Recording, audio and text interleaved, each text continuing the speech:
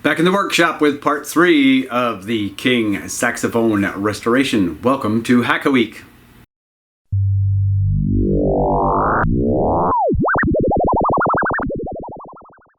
Well, we left off last time with a little more work to do on the saxophone, so let's jump right into it. Alright, let's get started with this tone hole guard repair.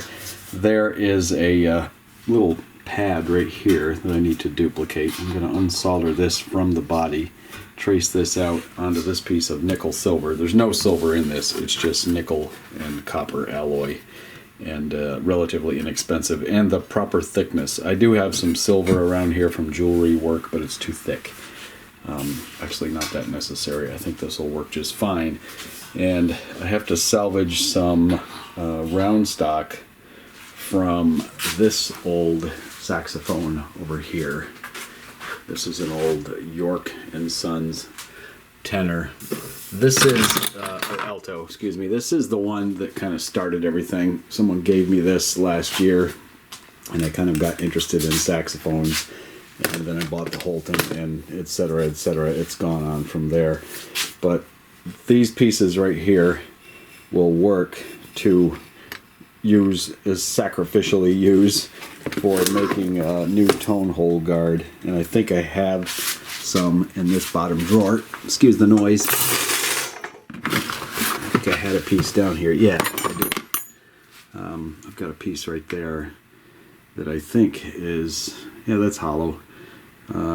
That was off from the York. So I'll probably use this piece right here, and we'll bend up some new sections for this, basically duplicating what this one looks like, only it's going to go here. There we go, well, that's done. I can warm this up, take a damp rag, and wipe away that excess solder. I learned this trick from a plumber. Worked quite well.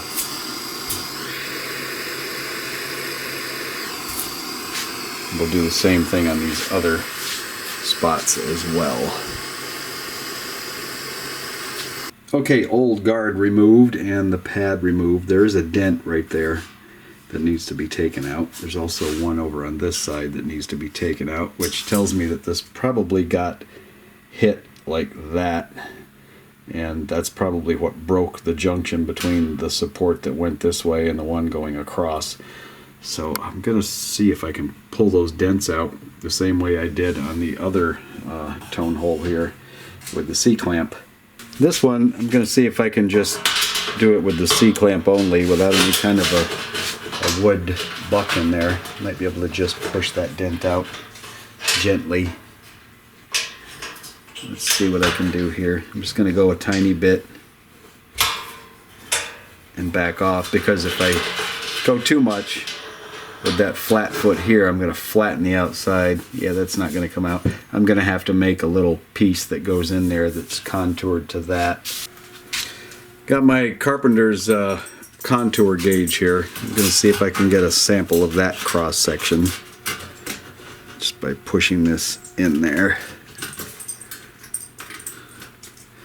I think that'll work. I'll cut a piece of wood shaped like that. Got a small piece of wood in there, contoured to the body. Let's give it a swoosh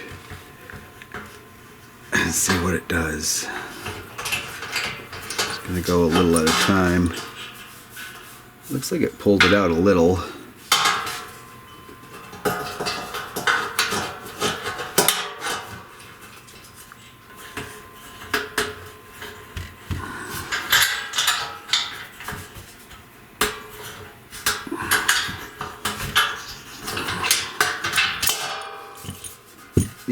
Not bad. Looks like it bulged it out a little bit down here. May have to do a little tapping with the hammer to pound that part back.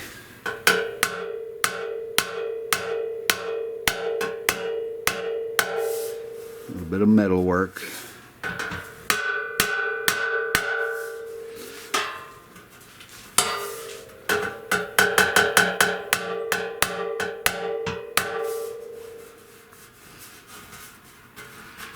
That's about as good as it gets. For this one, I cut a piece to the radius of the outside of the body, and then I took that piece and then put a little chunk of it on the clamp. So now I've got the same contour on the inside, if I can get it up there in position. Ooh, man, that's tight. Again, because of what I ran into last time, I need to grind away a little bit of my C-clamp. Okay, let's see if this is gonna work.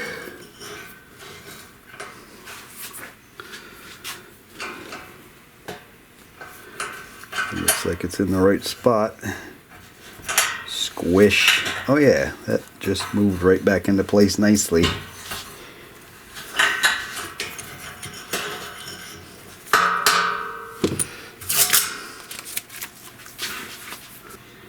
That looks pretty good. There's a bit of a high spot right there.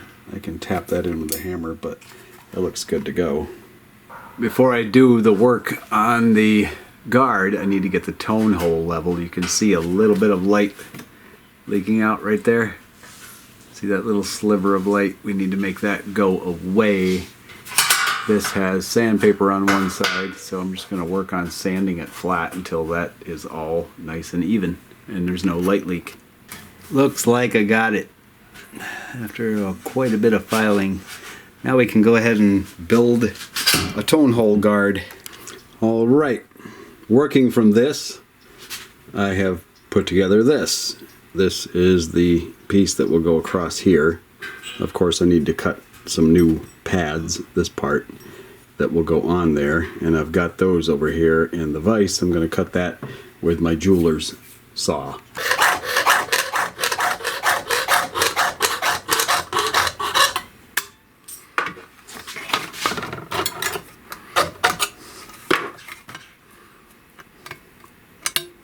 And that is one.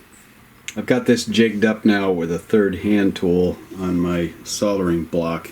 That stuff right there is silver solder paste for jewelry. So it melts at a very high temperature. I'm going to have to really get this hot. I may have to get out a MAP gas torch to get that to melt. But the reason I'm doing that is I want the bond between that pad and the key guard to not melt when I solder it to the body with the softer, lower temperature Tix solder. So let's see if we can get this to melt.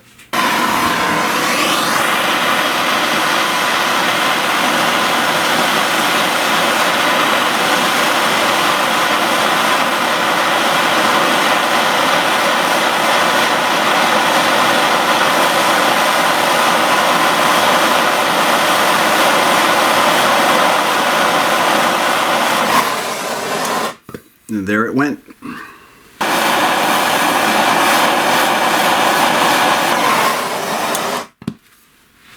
I've got the other piece jigged up. Got a little bit of silver solder paste on there. And now we get out the MAP gas torch and solder this joint.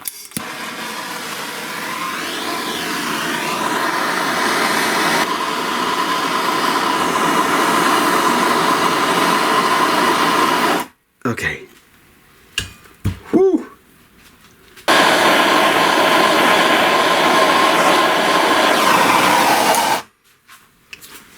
All wired in place. Here we go. Time to solder it all up to the body. Let's start with the one on top here first.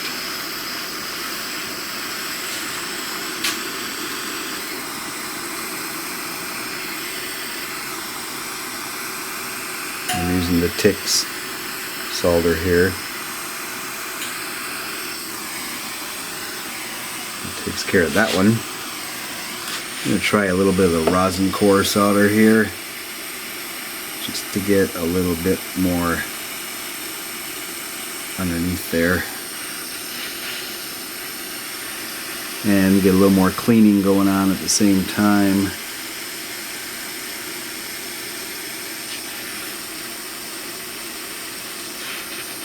Okay, and this one.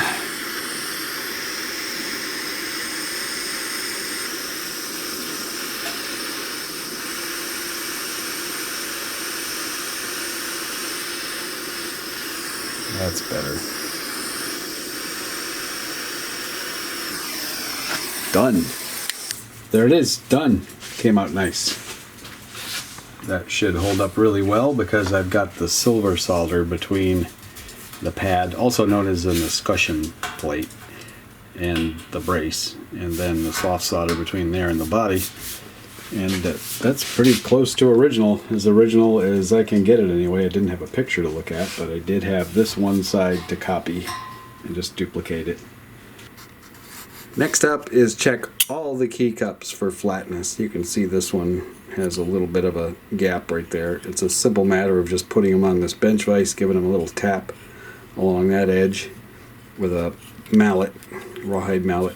Once they're all straight, then we're going to put all the keys back onto the body and check where everything lines up and their inherent adjustments, as in level with the tone holes. It's all back together. Most of the stuff went together fine. I had to straighten out a few things here and there that were slightly bent, but everything looks really, really good.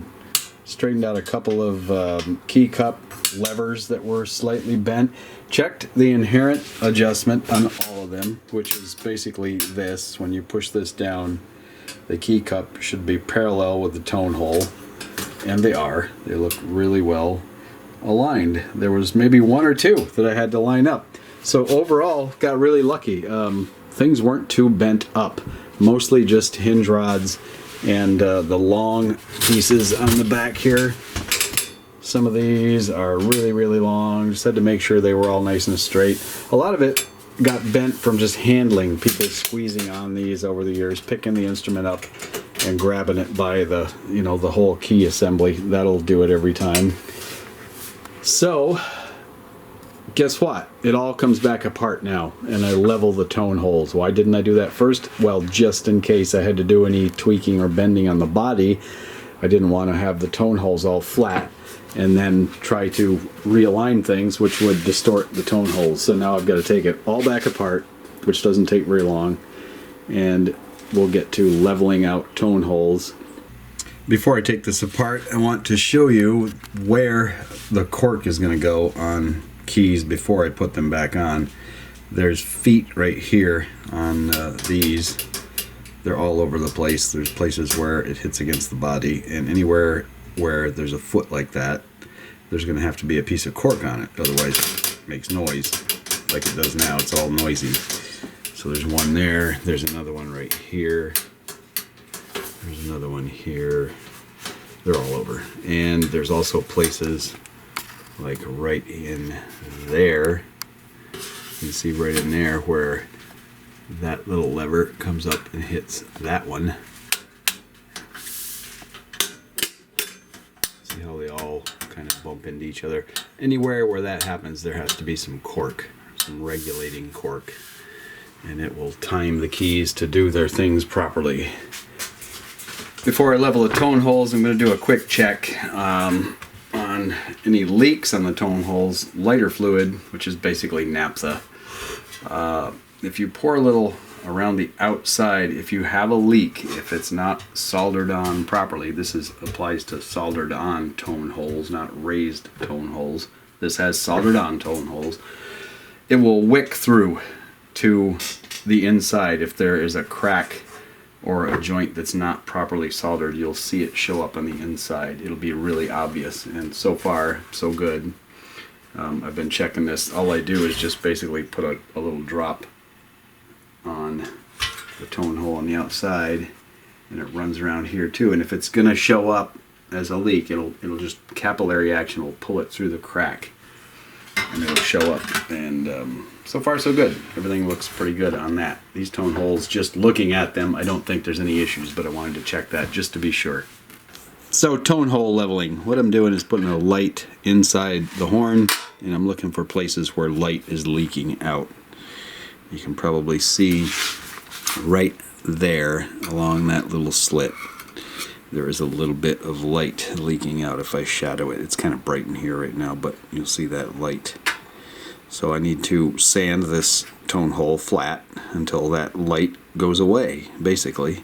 And I just use a flat piece of brass with some self-adhesive sandpaper attached to it and take my time and get them flat. So that's what I'm going to do. All of the tone holes, get them all flat. I just finished leveling this tone hole, and now what needs to be done is just take away the sharp edge that's left over on the tone hole so it doesn't cut into the pad. Just a little bit of sanding to put a little bit of a chamfer on that edge. Just get rid of the sharp feel to it. Be careful not to hit the body.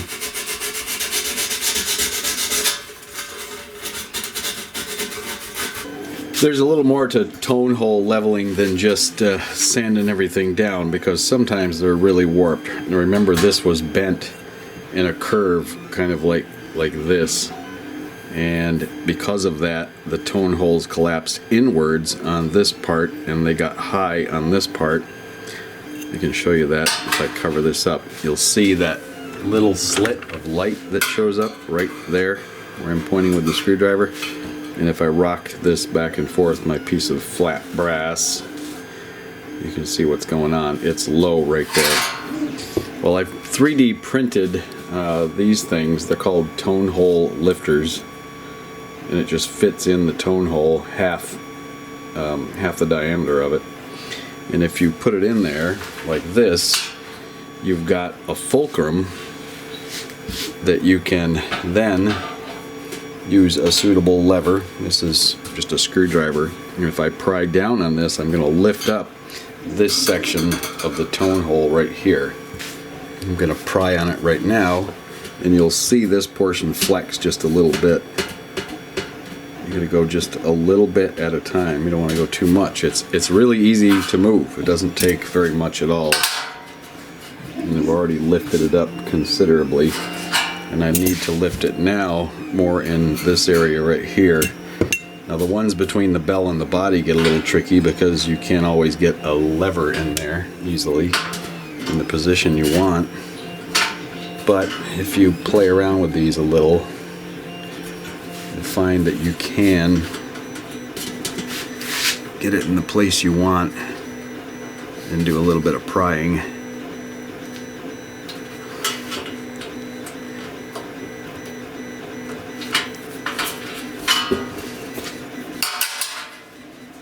And it's slowly coming around. Now this is showing really high right here too, so if I can just keep working this edge and this edge upwards, I'll get it close enough where I can start sanding.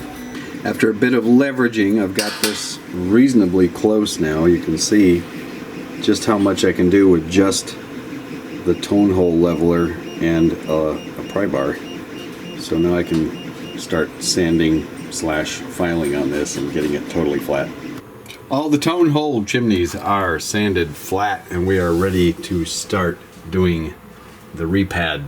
So now I've got to go ahead and get some clear shellac on the back of all of these pads before we put them into the pad cups. So first step is take my little pin vise. This is not a pin vise, it's actually a dowel with an old spring in it, but same thing, only different. Poke it in the edge way up here somewhere where I'm not hurting anything. And I can use that to hold this while I put the clear shellac on there. Two ways I can do this. I can just kind of lay it here if I want, I suppose, and I can heat it with the torch and it'll melt it. You can do it that way. The other way is with my heat gun, and that also works. There's actually a little bit more control with this because it's not a direct flame, it's just hot air blowing on it. So I can kind of warm it up a little at a time until it just starts to drip, and then just let it fall onto the pad. With the actual stick. That's plenty. Lay the heat gun down over here. Put my shellac that's still a little bit molten over here in this little tray. Take the pad and flip the whole thing over onto my bench vise. Just give it a light push. This is going to cool off the shellac. And there it is. just about a 20/1000 of an inch thick layer ready to go into the key cup. Got the heat gun fired up. I've got shellac on the back of the pads, and what I want to do now is just do an initial set of the pad into the key cup it goes in. So let's start with this one. I'm just going to hold the center of this in place. I'm going to put a little heat on the back of the cup here, and what this is going to do is just transfer a little bit of that heat to the shellac on the back of the pad. I'm just putting a little bit of pressure with my index finger there, and that's enough of that. So that's just gonna let that pad stay in the cup for me. So when I put it together, I'll still have some of the shellac around the outside here that's thick and keeping it, you know, proud or pushed away from the key cup. When I put it in place, I can warm the entire cup and level it out to the tone hole chimney. I've got an initial set on all the pads attached only in the center, as you saw, and now we can go ahead and start putting these onto the body. But as we go, what we're going to do is start putting cork on the feet, on these parts, like right here where the foot will hit against the body. We need a little piece of cork on all of those places so that we don't have clunky noises. These feet measure about 3 millimeters wide, roughly. Not quite 4. They're all about 3 millimeters. I've got a really sharp number 11 X-Acto blade here, freshly installed. So I'm gonna pretty much eyeball this. That's about 3 millimeters probably. Go ahead and cut a strip of it. Now I'm going to put a little contact cement onto this piece of cork. I've got it lying on a post-it note. It's easier to apply it this way because then you can just not worry about what you're getting on the background there. You have to do it on your tabletop, you make a big mess. So let that dry. While that's drying, take a Q-tip, get some lighter fluid on here, otherwise known as naphtha. And I'm going to clean these feet. Just give them a quick wipe just to make sure there's no residual oil or polishing stuff, anything like that on there. And now that we have the feet all nice and clean, we'll put a little bit of adhesive on those as well. Just a thin coat is all I need. Now that everything is dried a bit and it's a little bit tacky, I'm gonna get a little bit of heat on here first. Tends to stick a little better if you just warm things up a tiny bit. So that's good enough. That's all we need, is just a wee bit of warmth. Then we'll take one of the strips here. I'm just gonna place it starting at the top here. Simply press it in place, and I'm going to use the knife to cut it off down here at the base. And that's it. We'll just let that dry up really well, and then we can trim a little bit around the tip where it's overhanging. I'm just going to repeat this for all the other ones. There we go. All keys installed, all pads in place. Now we can set the pads with some heat, put the leak light inside, and then we will regulate everything. I'm going to put some heat on the back of the key cups with my heat gun and just gently press down. Right now I'm going to start with the C and B keys. I'm pretty sure I've got these right. I'm still kind of a newbie learning names, so if I'm wrong, please feel free to correct me. But going off from the data I can find, C and B. So I'm just going to push these down with this lever right here and let them settle in just a bit. Just enough to take a seat, and when I say take a seat, I mean melt the shellac behind the pad and bond it to the key cup. And then we'll move on down the line, and we're going to be regulating things as we go, because there are keys that you press that in turn operate other keys, and there are cork spacers that determine how far those other keys move. So that takes a little bit of time, but right now I'm just going to put a little bit of light pressure on this and just get some heat going on the back of this key cup. There's paddles that you can buy that will go across the tone hole and help you push the pad in without actually leaving a big indentation. This way works. Pretty much you're just kind of forming it right to where it wants to go. I think that's enough. I'm going to let that just cool for a minute, and we'll look for light leaks. So far I don't see any. Looks like I've got a good seat there. You can just see the light coming through a little bit. If I turn off the overhead light, you can probably see it a little bit better. See, if I just open it up, you see that little bit of light coming through. And then if I push it all the way down, you don't see that light anymore. There it is. And there it goes. Let me shade that a little so you can see. So that's what I'm looking for, is no light leaking out when it's pushed down. I'm just putting light pressure on it to do that. So those two are done, and this pad is seated.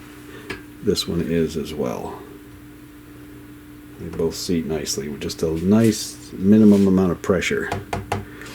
Now we can get back to this C and get that regulated. So everything is transmitted through this bar right here. So if I push here on this pearl, this lever moves and it raises this bar. This is also in contact with the pearl right here on this lever, and it's also in contact with the C right here. So if I push on this, it moves the C by means of this entire lever.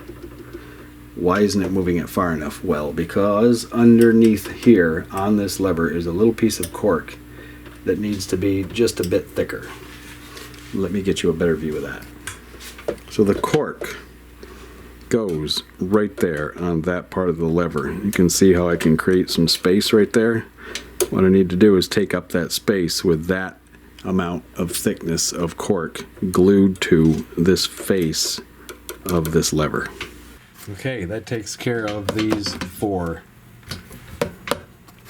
That one's all closed nice, so is that, so is the C. These two closed with no light leaks. That's the gist of it, and that's what I do, what I have to do throughout the entire rest of the keys. Down here is more of that kind of business where one moves against another. There's a lot of it to do. It takes time, but you get the general idea of what you have to go through. Well, all the pads are set. Sucking up on a new reed for the doctor. So this is the moment of truth. It's a good idea to let the pads sit. Actually wrap some cloth around them. Maybe even get a little moisture in there. Let them sit for a day or so. I'm anxious to hear the tone. So of course I can't wait. I'm gonna go ahead and get a reed in here, get a mouthpiece on it, and see what kind of notes we can blow.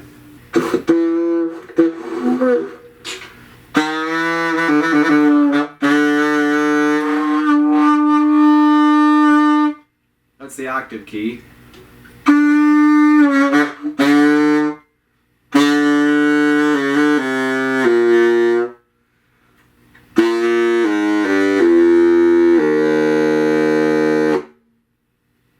It's a baritone.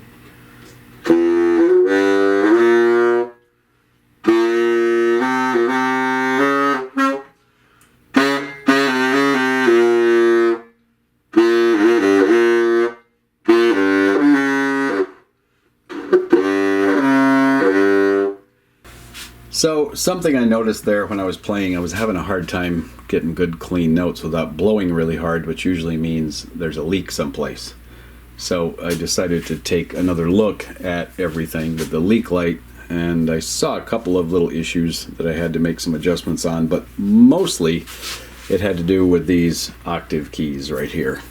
So the octave key on the back of the instrument, when you press it, it opens up the neck octave key, and air can get out of there. That allows you to go up an octave. You just automatically, as you're blowing, it will just move up 8 notes. Now when you are fingering this octave key and also fingering the upper stack keys and you press the C key, this body octave key opens, the neck closes. See how they are kind of orchestrated, choreographed, timed. It's like a little dance, and it's a little tricky to get it all balanced out just right. I went through this on the Holton tenor saxophone when I did the work on that. So I'm going to get you in a little closer here and show you what goes on. All of these levers and things right here are what do the trick. When I press the octave key on the back of the horn, it lifts up this lever here, this rod. That in turn moves another mechanism over there that you can't see off camera and opens the key. So if I hold that and now I press the C key, you can see that this arm comes up, and what it does is this one presses on this lever, closes the neck octave key, and then this can raise up, and that is what opens the body octave key. So now they're all working great. Let's try playing again. All right, let's give it a try now.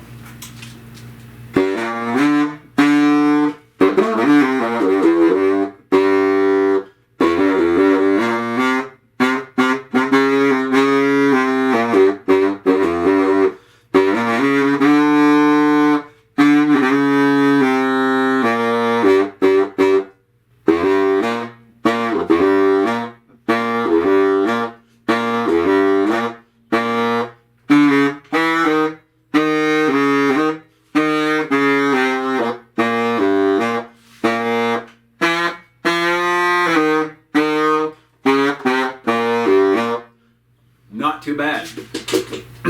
It's me getting used to everything too. With a baritone, it's a little different embouchure. It's a whole lot more different breathing from the diaphragm. And someone told me blow through the horn, not at the horn. That's a good way of thinking about it. So it's a lot of fun to play. I really love the tone. Let's try those low notes again.